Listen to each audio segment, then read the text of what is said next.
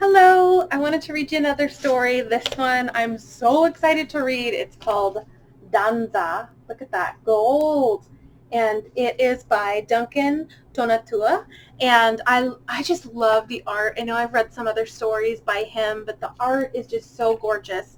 So as always, I'll read you the story page and then I'll show you the art. And just when we first open the book, there's some really neat stuff happening. So I want to show you that. Danza. And the full title of this book is Danza, Amalia, Hernandez, and El Ballet Folklorico de Mexico. All right. Amalia Hernandez was born in Mexico City in 1917, and everyone assumed she would grow up to be a school teacher like her mother and her grandmother. Even Ami, as everyone called her, expected that.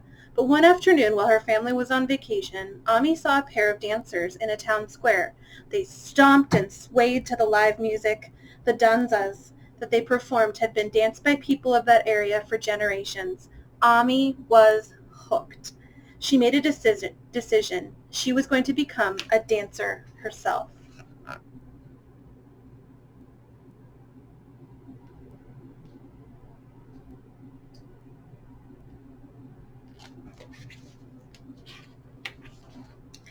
Ami twirled in the living room and whirled in the kitchen.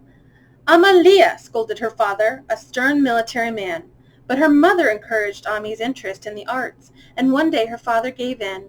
He had a studio built in their home and hired the best dance teachers he could find. After school, Ami studied ballet with Madame d'Ambre, who had danced with the Paris Opera, and Professor Zibin, who had danced with Pavlova's world-renowned Russian ballet.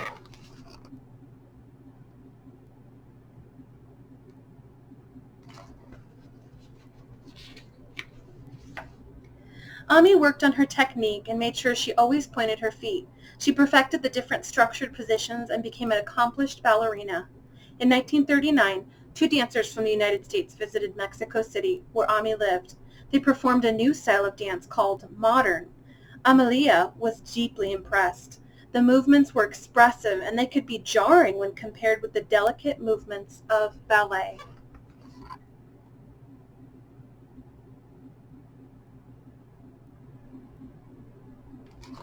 And if you look really, really close in this picture, I'm going to zoom in, you can see the names of each of these ballet moves.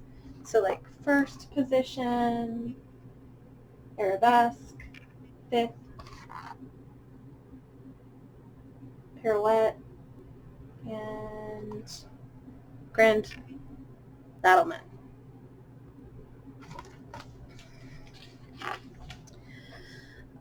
Ami met Waldine, one of the modern dancers, and began to study with her. She also continued practicing ballet. Ami was very talented and disciplined. In time, she became a dance teacher and choreographer herself. A choreographer is a person who creates dance steps and arranges them together to create new dance pieces. In 1952, after rehearsing for months, Ami and other dancers gave a performance.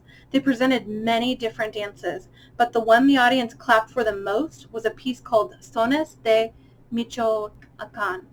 Ami was the choreographer, and the dance was similar to the regional danza that she had seen in the town square when she was a little girl.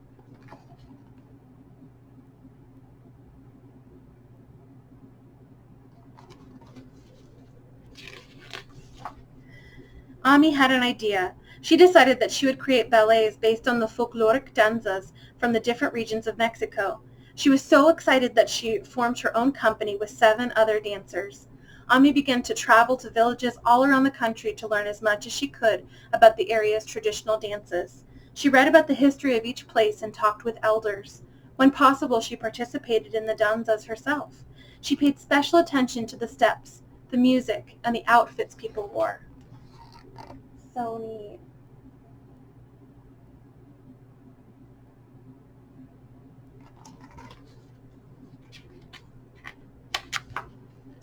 After returning home, Ami would go to the dance studio.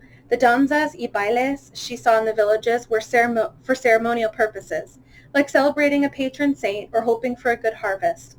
Other times, the dances happened so people could have fun and meet new friends. However, The dance pieces Ami was creating were meant to be performances for audiences to watch in a theater.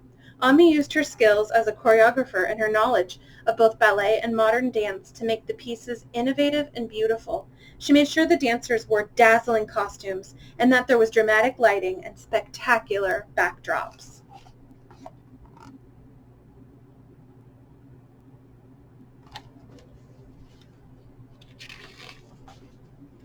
Audiences loved the folkloric ballets, and Amalia's dance company quickly became very famous. In 1954, they performed La Fonction de Gala television show. They danced on the show every week for more than 60 weeks. The company grew to include 20 dancers, then 50.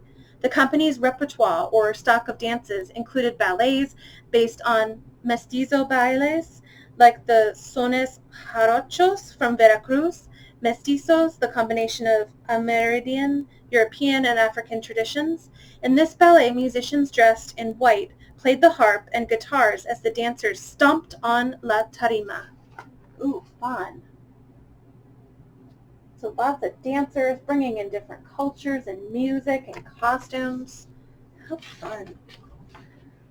The company's repertoire also included ballets based on indigenous danzas, like La Danza de Verado from Yaquin in the Sonoran Desert, and Los Quesquetals from Nahunas and Totonaco people in the Valley of Mexico.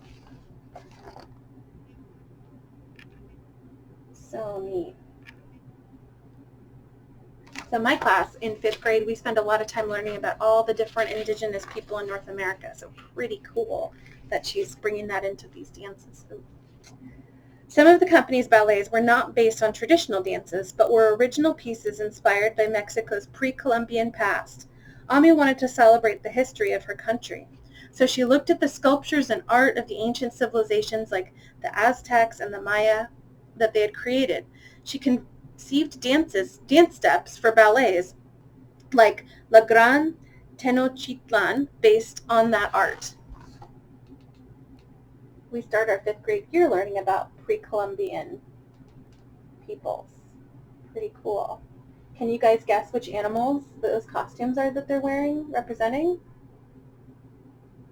Pretty fun.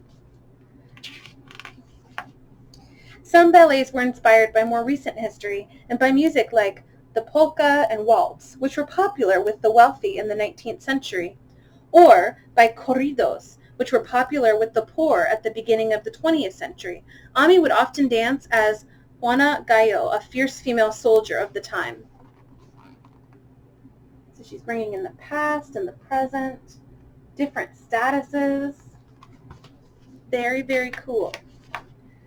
The company became a great success not only in Mexico but abroad too. In 1959, the Mexican government asked it to represent Mexico in the Pan American Games. These games are similar to the Olympics, but only athletes from the Americas compete. It was a great honor to be part of such an important event. That year, Ami decided to call the company El Ballet Folklorico de Mexico, Mexico's folkloric ballet. The company became truly international in 1961 when it won the first prize at the prestigious Festival of Nations in Paris. Famous ballets and important dance troupes from all over the world competed at the event. After the folkloric ballet won, it was invited to tour in Europe. Later on, it visited Japan and Australia. The dancers even performed next to the Great Sphinx in Egypt. Could you imagine? Oh my goodness, that would be so neat to be able to see them perform next to the Sphinx. Oh my goodness. To be touring the world was exciting for Ami, but it was not simple to arrange. The company needed transportation for 50 or so dancers, musicians, and sound and lighting technicians, and more than 3 tons of costumes. Ami decided to stop dancing so she could focus on choreographing and directing the company. She was now like a general, much like her military father, supervising all the different people involved in the folkloric ballet and making sure the shows came out perfectly. The company had so many engagements that Ami had to create 2 groups, one to travel around the world and one to offer performances in Mexico. So cool. What a good leader.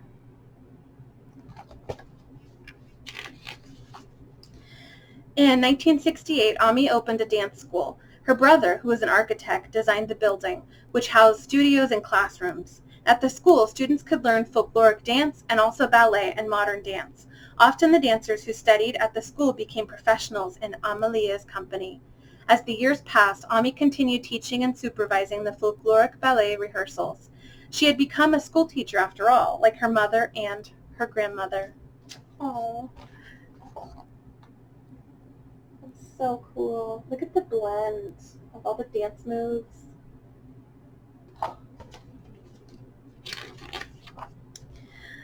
Amalia Hernandez passed away on November 5, 2000, but her legacy lives on. El Ballet Folklorico de Mexico performs every Wednesday and Saturday at the Palacio de Bellas Artes, the Palace of Fine Arts in Mexico City. They've been doing so without interruption for more than 50 years. The company also continues to tour internationally. Today there are thousands of Mexican folkloric dance groups, both professional and amateur, in Mexico and the United States. Perhaps you've seen one perform at your school or in your neighborhood for Cinco de Mayo. We did this year. We got to, through the Mandavi Center, we were able to see them perform. Remember, you guys? It was so neat with all the costumes. And they did a dance. It was like the viejo, the old man dance, I think. I hope you guys remember. Oh, it was so fun. Maybe you've even dressed as El Charro and danced El Jaribe Tapatío. I know I have. Ami inspired generations of dancers to perform these danzas. She made the folkloric dances of Mexico known around the world, and she encouraged people of Mexican origin to feel pride in their roots and their traditional dances.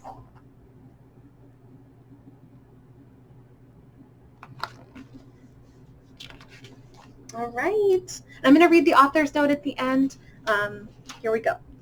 Amalia Hernandez's Ballet Folklorico de Mexico is the most famous dance company in Mexico and one of the most famous and successful of its kind in the world. The company has received more than 200 awards and has performed in more than 80 countries. Amalia founded her company in 1952. At the time, important Mexican muralists, composers, and writers were finding inspiration for their art in the traditions and history of their country.